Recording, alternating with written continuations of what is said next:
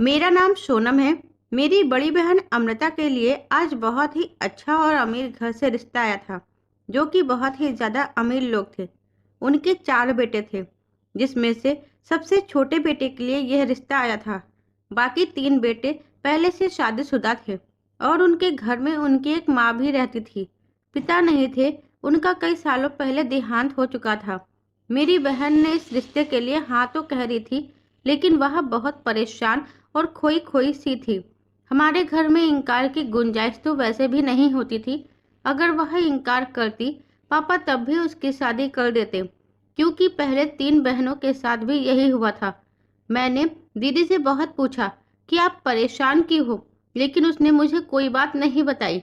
शादी वाले दिन जब मैं उसके कमरे में गई उसे जगाने के लिए कि आज आपकी शादी है, कम से कम आज तो जल्दी जाग जाओ, लेकिन मैं यह देखकर हैरान रह गई कि वह बिस्तर पर मौजूद नहीं थे।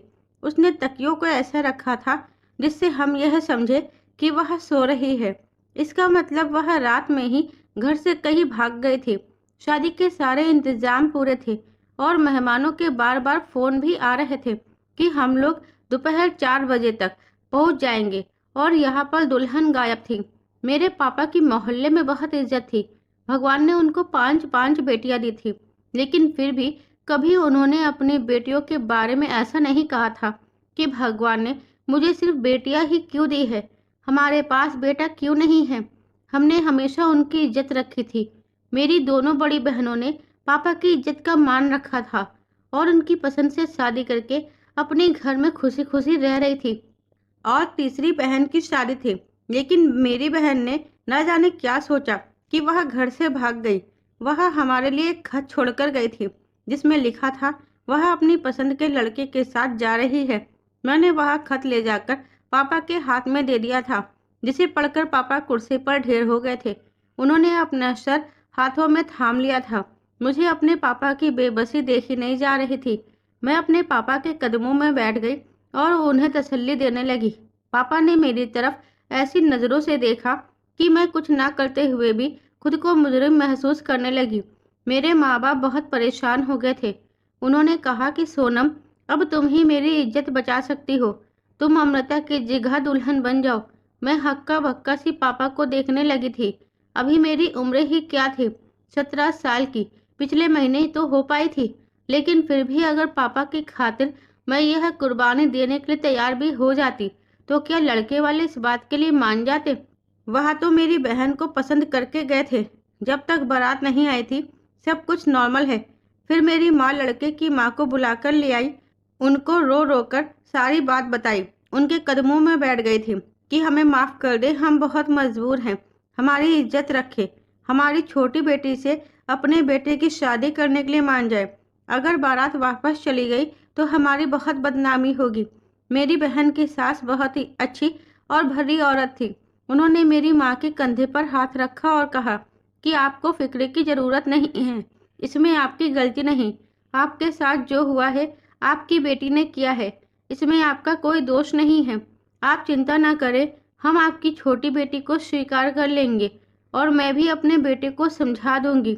उन्होंने उसी वक्त अपने बेटे को सारी बात समझा दी। दिल पर पत्थर रखकर मैं भी शादी के लिए मान गई थी, नहीं तो मेरे माँ बाप किसी को मुंह दिखाने के काबिल नहीं रहते।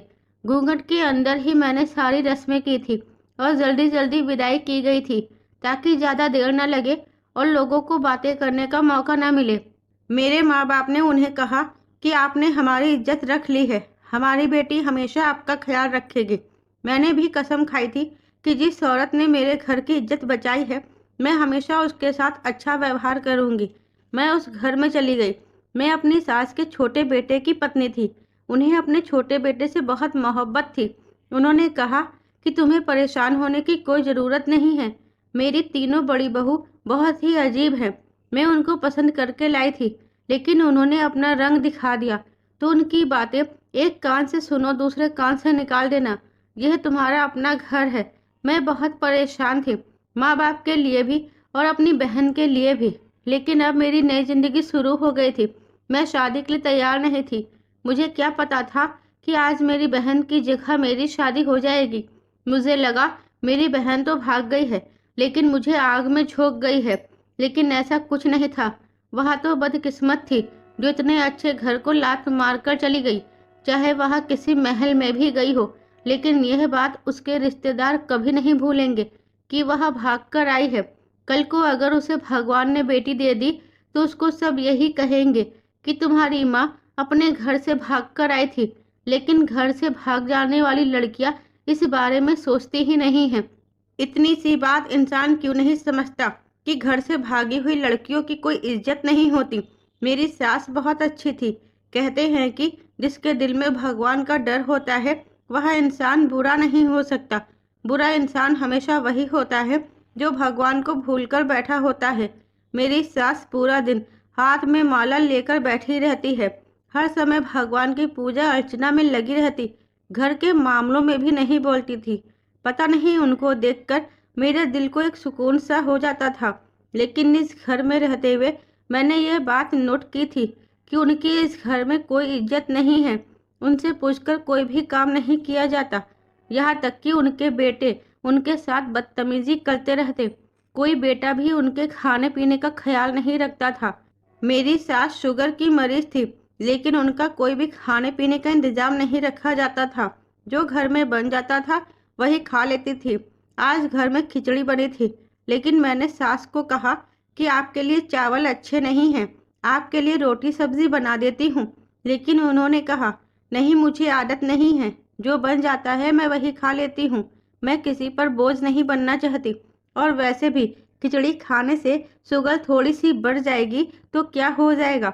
लेकिन मैंने कहा मैं अलग से आपके लिए सब्जी रोटी बना देती हूँ, ज़्यादा टाइम नहीं लगेगा। यह कहकर मैं किचन में आ गई थी और अपनी सास के लिए सब्जी और रोटी बनाने की तैयारी करने लगी। अपनी सास के लिए खाना बनाते हुए मुझे थोड़ी देर हो गई। तब तक मेरा पति भी आ चुका था। वह कमरे में चला गया था, लेकिन मैं उसके पीछे नहीं गई थी क्योंकि अभी किचन में थोड़ा सा काम बचा था। मैंने सोचा रोटी सब्जी बनाकर मम्मी जी को दे ही आती हूँ, उसके बाद ही कमरे में जाऊंगी। वह कमरे में चला गया, जबकि उसने मुझसे कह रखा था कि जैसे ही मैं घर में आया करूँ तो तुम मुझे कमरे में मिला करो। मैं जब कमरे में गई तो गुस्से के मारे उसका बुरा हाल था। वह कहने लगा कि मैंने तुमसे कह रखा है कि मेरे आने पर तुम मुझे कमरे में मिला करो, फिर आज मुझे तुम कमरे में क्यों नहीं मिली। मैंने कहा कि मैं आपकी माँ के लिए रोटी बना रही थी, इतना गुस्सा करने की क्या ज़रूरत है। मेरे पति ने अब मुझ पर और भी ज़्यादा गुस्सा करना शुरू कर दिया कि मैं आधे घंटे से आया हुआ हूँ, मुझे यहाँ नहीं पूछ सकती कि मुझे कुछ चाहिए या नहीं। जाओ पहले मेरे लिए खाना लाओ। मैंने कहा मैं तो आपकी माँ की ही सेवा कर रही थी, आपको तो इस बात पर खुश होना चाहिए, बल्कि आप उल्टा मुझ पर ही गुस्सा कर रहे हैं। अपने पति की आगे की बात सुनकर मैं हैरान हो गई। जब उन्होंने कहा कि कोई ज़रूरत नहीं है मेरी माँ की सेवा करने की, बाकी भाभियाँ भी तो नहीं करती। अगर तुम यह जिम्मेदारी अपने सर ले लोगी तो फिर तुम्हें हमेशा यह सब करना पड़ेगा। तो मेरे हिस्से का टाइम तुम मेरी माँ को दोगी तो मैं खुश नहीं रहूँगा। मैं हैरान थी, आखिर उनकी भी तो किसी को सेवा करनी होगी। मेरे पति ने कहा तुम मेरी माँ को छोड़ो, वह खुद अपना ख्याल रख लेंगी, उनके पास बहुत पैसा है। मुझे यह बात बहुत अजीब लगी, लेकिन फिर भी मैं अपनी सास की सेवा करती रहती थी, क्योंकि मैं यह बात नहीं भूल सकती थी कि उन्होंने हम पर कितना बड़ा एहसान किया है। अगर उस दिन वह इनकार कर देती और शोर मचा देती तो आज हमारी इज्जत मोहल्ले में 2 टके की भी नहीं रह जाती। और दूसरी बात, वह मेरी सास थी, इसलिए मेरा फर्ज बनता था कि मैं उनकी सेवा करूं। ये लोग दूसरे शहर में रहते थे, इसलिए मेरे किसी भी खानदान वालों को यह बात नहीं पता थी कि अपनी बहन की जगह मैं विदा हो गई हूँ और मैं अपने मामा के घर चली गई हूँ। मेरे माँ बाप ने रिश्तेदार और मोहल्ले वालों से भी यह कह दिया था कि मेरी बहन और उसका पति बाहर देश चले गए हैं। मेरे माँ बाप अपनी इज्जत बचाने के लिए बहुत से झूठ बोलते रहे, क्योंकि जमाना तो जवाब मांगता है, जमाने को जवाब देना ही पड़ता है। सर्दियों का मौसम आ रहा था। मेरी सास ने सबको पैसे दिए और कहा कि अपने अपने लिए गर्म कपड़े ले आओ। लेकिन जब वह मुझे पैसे देने लगी तो मैंने कहा मुझे पैसे नहीं चाहिए, अभी तो मेरी शादी हुई है, मेरे पास बहुत सारे कपड़े हैं। मेरी जेठानी ने कहा फिर तुम्हारे हिस्से के पैसे मैं रख लेती हूँ।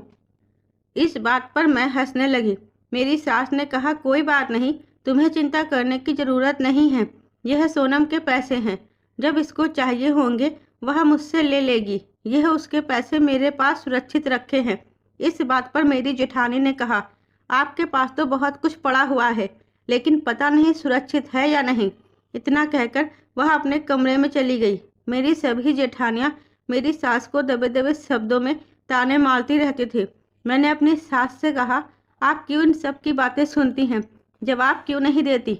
उन्होंने कहा, मुझे जवाब देने की आदत नहीं है। इन सब की खुशकिस्मती समझो या मेरी बदकिस्मती कि मेरा पति इनकी शादियों से पहले ही इस दुनिया से चला गया, नहीं तो इन सबको सीधा कर देता। वह बहुत ही ज़्यादा सख्त इंसान था। बस वह दुनिया से जल्दी चला गया। सारी जिंदगी पैसे कमाता रहा।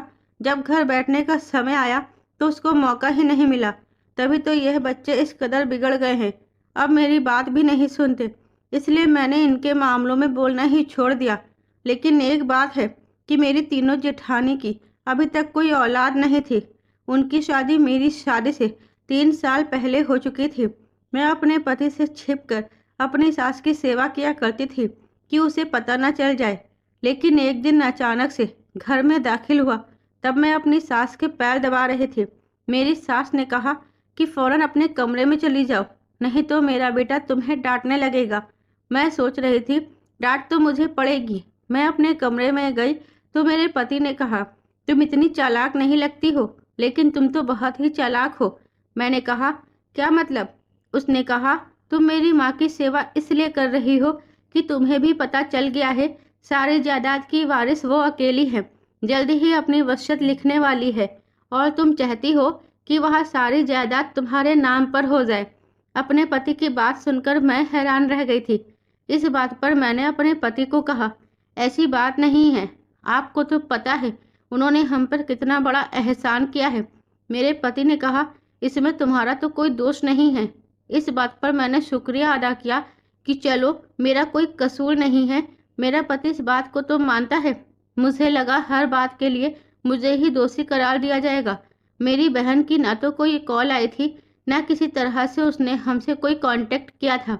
वह तो ऐसे आंखें फेर गई थी कि दोबारा वापस नहीं आई। एक दिन मेरे बड़े जेठ के कमरे से लड़ाई की आवाज़ आ रही थी। यहाँ तक कि मेरे पति की भी आँख खुल गई थी, मगर मैंने सुना वह सब वसीयत के बारे में बात कर रहे थे।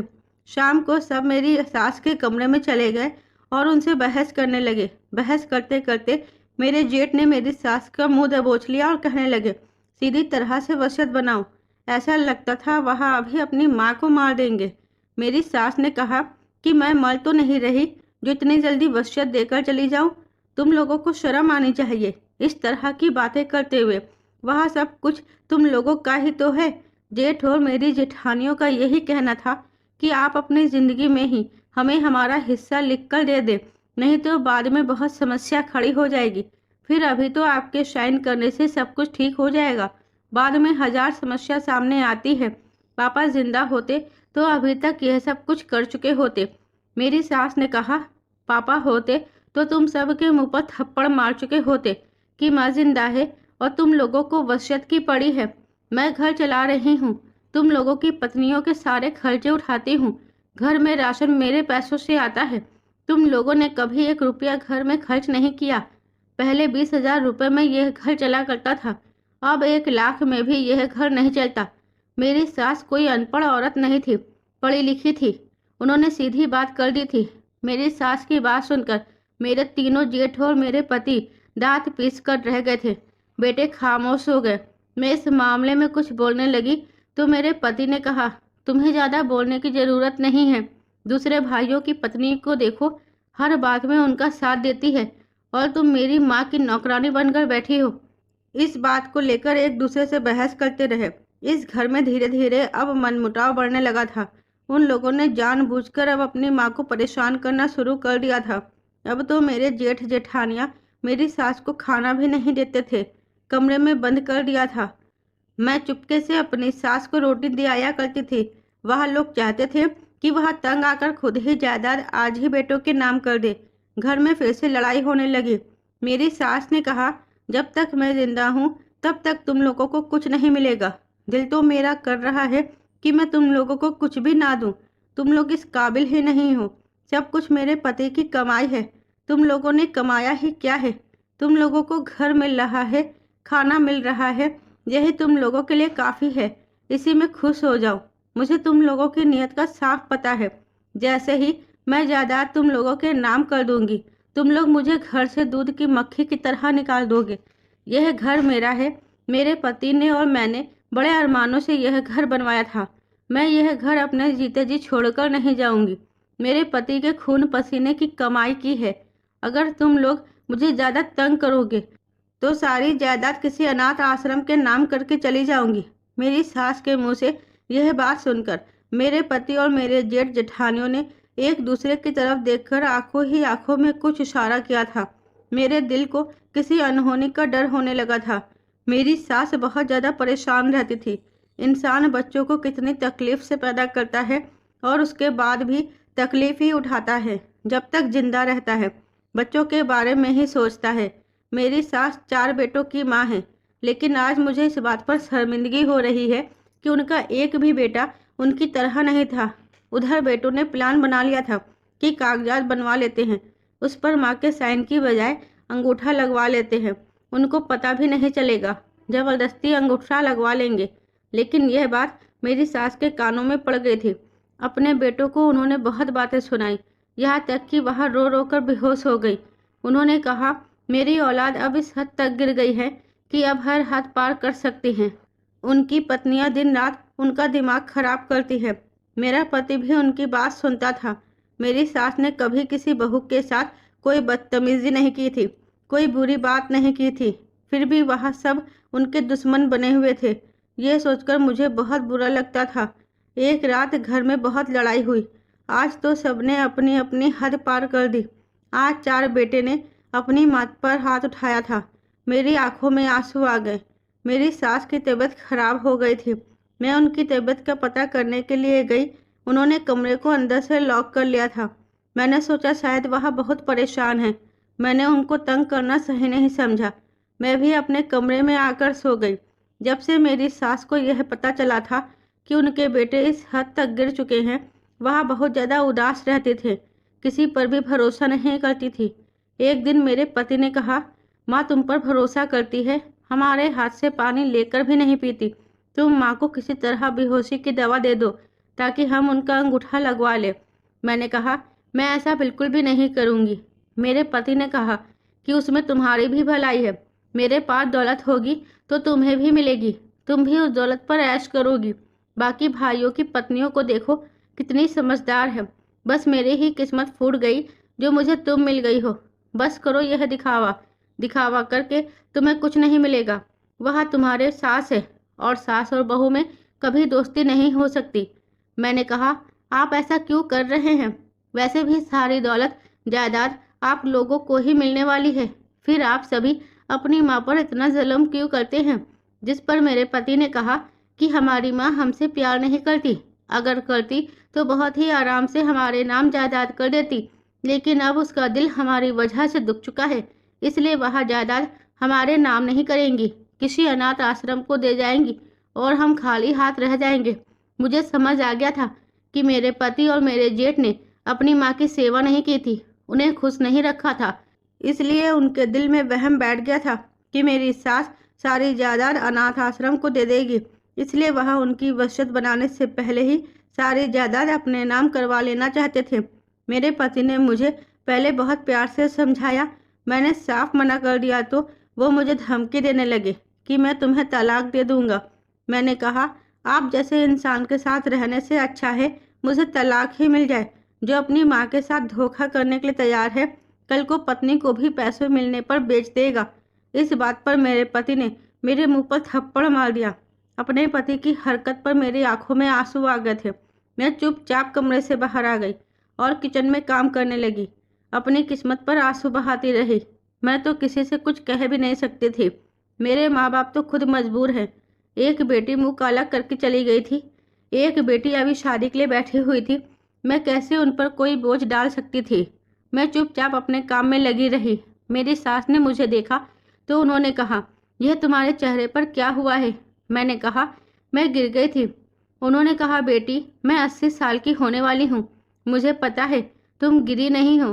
तुम्हारे पति ने तुम पर हाथ उठाया है। वजह क्या है बताओ मुझे। मैंने कहा, कोई वजह नहीं है, बस ऐसे ही थोड़ी सी लड़ाई हो गई थी। मैंने उनको असल वजह नहीं बताई थी। मैं उनको और परेशान नहीं करना चाहती थी।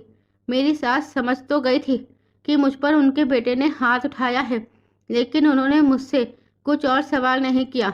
उन्होंने मेरे सर पर हाथ रखकर मुझे आशीर्वाद दिया कि भगवान तुम्हें हमेशा खुश रखे, और यह कहकर अपने कमरे में चली गई। रात को सब खाना खाकर अपने अपने कमरों में लेट गए थे। मैं भी चुपचाप अपने बेड पर लेटी हुई थी। नींद आंखों में नहीं आ रही थी। रह रहकर अपनी सास की बेबसी याद आ रही थी। चार चार बेटों के होते हुए भी वह कितनी बेबस थी। पता नहीं कब मेरी आंख लग गई। आधी रात के समय शोर शराबे से मेरी आंख खुली। अपनी सास के चीखने की आवाज़ यहाँ तक आ रही थी। मैं जल्दी से भागते हुए अपने सास के कमरे में पहुंची। यह देखकर मेरी सांसें अटक गई थी कि मेरी सास दर्द से चिल्ला रही थी। उनके चारों बेटे और मेरी तीनों जेठानियां उनके आसपास मौजूद थे। उन्होंने अपनी माँ से जायदाद के कागजात पर दस्तखत करवा लिए थे।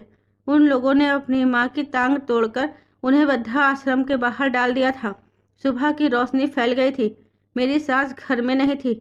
दरवाज़ा खुला हुआ था। बाहर आंगन में उनके घसीटने के निशान जमीन पर साफ दिखाई दे रहे थे।